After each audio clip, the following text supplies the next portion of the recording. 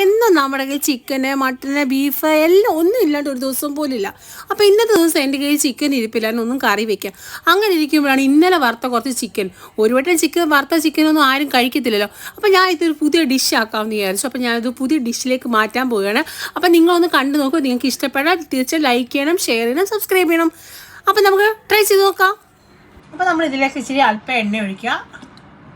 നമുക്കിതിലേക്ക് കുറച്ച് കടുക്, ഒറ്റക്കൈ കൊണ്ടാണ് ഞാൻ ചെയ്യുന്നത്, അതുകൊണ്ടാണ് ഇങ്ങനെ ലേറ്റായിട്ട് എടുക്കുന്നത്.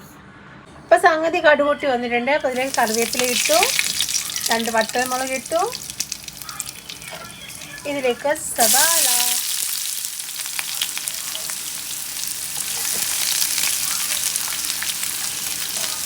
പച്ചമുളക്,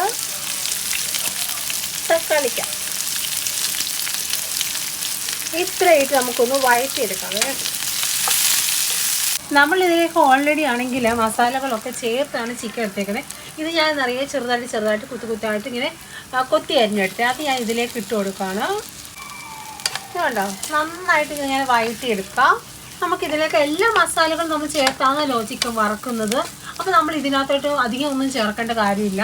ഇതിങ്ങനെ ചെയ്യുക. ഈവൻ നിങ്ങളുടെ കയ്യിലാണെങ്കിൽ ബിരിയാണി മസാലയോ പിന്നെ ഗരം മസാലയോ ഉണ്ടെങ്കിൽ നിങ്ങൾക്ക് ഇതിനകത്ത് ചേർക്കാവുന്നതാണ്. അതിൻ്റെ ഒന്നും ആവശ്യമില്ല കേട്ടോ, സംഗതി പൊള്ളിയാണ്. നിങ്ങളൊന്ന് ട്രൈ ചെയ്ത് നോക്കാം. അതിന് നമുക്കാണെങ്കിൽ ഈ ഒരു റെസിപ്പി നിങ്ങൾക്കാണെങ്കിൽ നൂഡിൽസിലൂടെ മിക്സ് ചെയ്ത് കഴിക്കാം, അതുപോലെ പാസ്തയിലൂടെ കഴിക്കാം, അതുപോലെ ചൂട് ചോറിനൊപ്പം നമുക്ക് ഇളക്കി കഴിക്കാവുന്നതാണ്.